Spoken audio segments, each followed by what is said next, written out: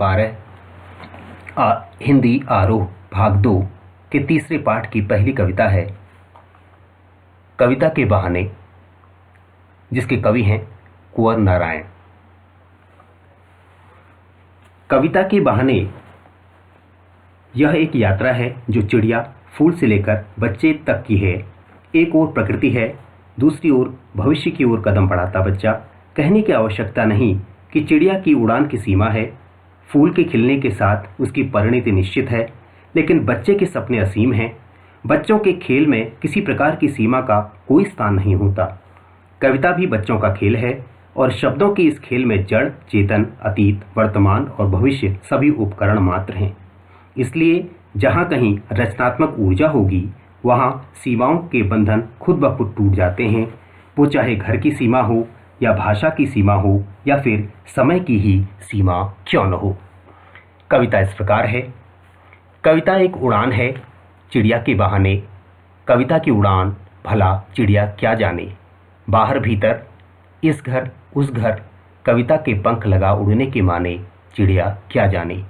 इस संपूर्ण कविता में कठिन शब्द बहुत कम हैं, नहीं के बराबर, क्योंकि भाषा बहुत ही सरल और सहज है। हम सीधे इसकी व्याख्या की ओर जाएंगे। कविता एक उड़ान है। कवि ने कविता की तुलना इस प्रथम पंक्ति में चिड़िया से की है। वह चिड़िया से इसकी तुलना करते हुए कहता है कि कविता एक उड़ान, यानी कि कविता कल्पना की उड़ान है चिड़िया के बहाने। चिड़िया की उड़ान की तरह, जैसे चिड़िया आसमान में दूर दूर तक उड़ने में सक्षम है, वैसे ही कवि भी कविता के माध्यम से अपनी कल्पना के सहारे दूर दूर तक पहुंच जाता है। कहा भी गया है, जहां न पहुंचे रवि वहां पहुंचे कवि। कविता की उड़ान भला चिड़िया क्या जाने।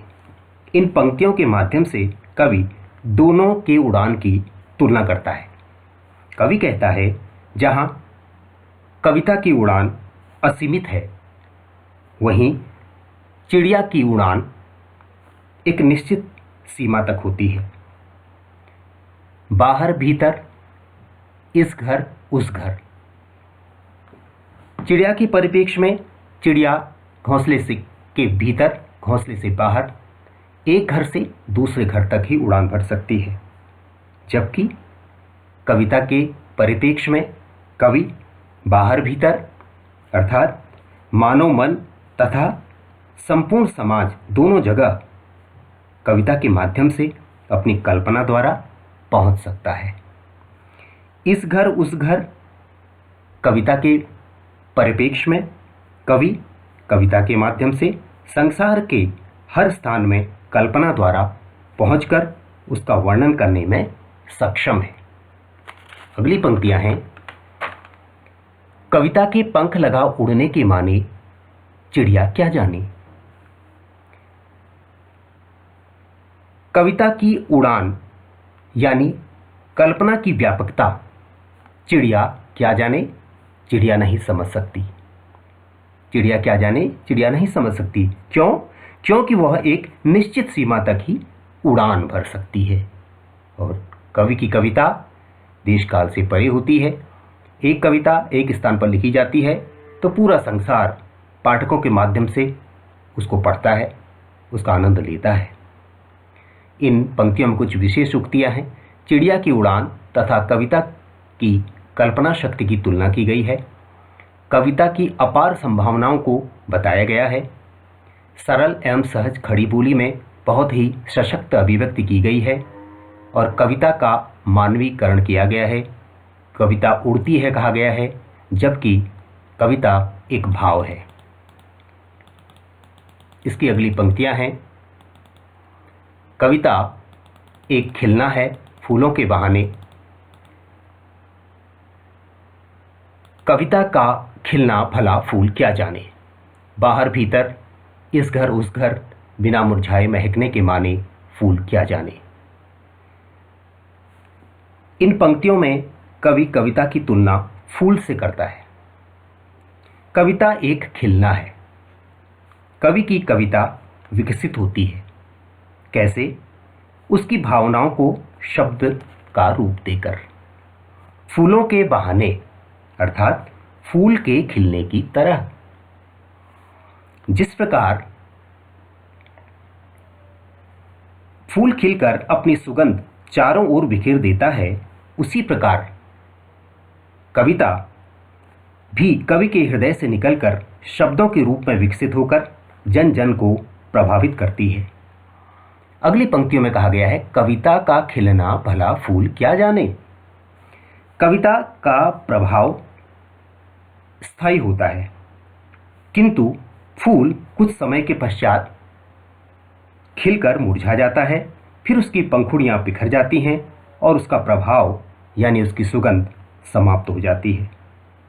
लेकिन कविता युगों युगों तक रहती है, इसलिए कविता का खिलना भला फूल क्या जाने कहा गया है। आगे इसको स्पष्ट किया गया है, बाहर भीतर फूल की सुगंध एक सीमित दायरे में प्रभाव छोड़ती है, एक सीमित समय तक प्रभावित करती है। इस घर उस घर, सीमित समय सीमित जगह, जबकि बिना मुरझाए महकने के माने फूल क्या जाने। बिना मुरझाए, किंतु कविता बिना मुरझाए अर्थात अपनी प्रासंगिकता के द्वारा युगों युगों तक अपनी सुगंध अर्थात अपनी महत्ता कायम रखती है। वह भूत, वर्तमान तथा भविष्य की सीमाओं से परे होती है। इन पंक्तियों में कुछ विशेष उक्तियां हैं। कविता व फूल की तुलना मनोरम रूप में की गई है। कविता की सार्वभौमिकता सिद्ध की गई है। सरल एवं सहज खड़ी बोली बड़ी भावानुकूल है। मुरझाए महकने के माने में मौवर्ण बार बार आया है, इसलिए इसमें अनुप्रास अलंकार है। इस प्रकार से इसकी ये जो अगली पंक्तियां हैं वो कुछ भिन्न हैं, उनमें भी तुलना है, लेकिन उनमें एक को श्रेष्ठ और एक को कमतर नहीं बताया गया है, बल्कि दोनों को समान बताया गया है। अगली पंक्तियां हैं, कविता एक खेल है बच्चों के बहाने, बाहर भीतर यह घर वह घर, सब घर एक कर देने के माने बच्चा ही जाने। इन पंक्तियों में कहा गया है कि किस प्रकार से बच्चा और बच्चों के खेल और कविता की तुलना की जा सकती है। दोनों में समानता इसमें बताई गई है। कविता एक खेल है।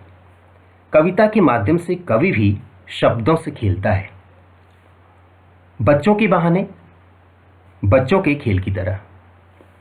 बाहर भीतर यह घर वह घर। जिस प्रकार बच्चे जब अपने साथियों के साथ खेलते हैं तो वे घर के अंदर तथा बाहर, बाहर भीतर, घर के अंदर तथा बाहर, आसपास पड़ोस के एक घर से दूसरे घर में बिना किसी जाति, संप्रदाय, धर्म, सामाजिक स्तर का ध्यान रखकर खेलने चले जाते हैं।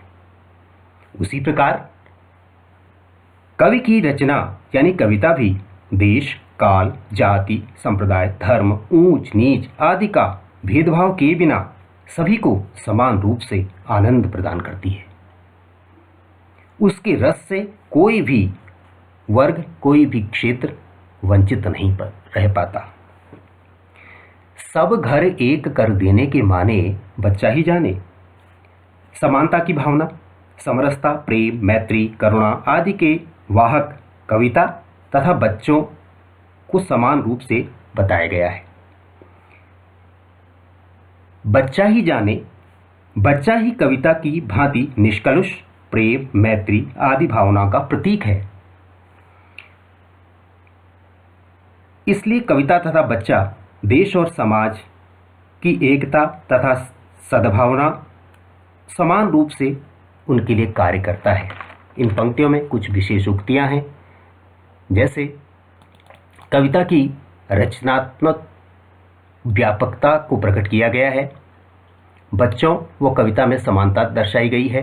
बच्चा ही जाने पंक्ति में बालमन की सरसता की अभिव्यक्ति होती है। बच्चों के बहाने में अनुप्रास अलंकार है, क्योंकि बहुवर्ण 2 बार आया हुआ है। इससे संबंधित जितने भी प्रश्नोत्तर हैं वह सब PDF फॉर्मेट में उपलब्ध हैं।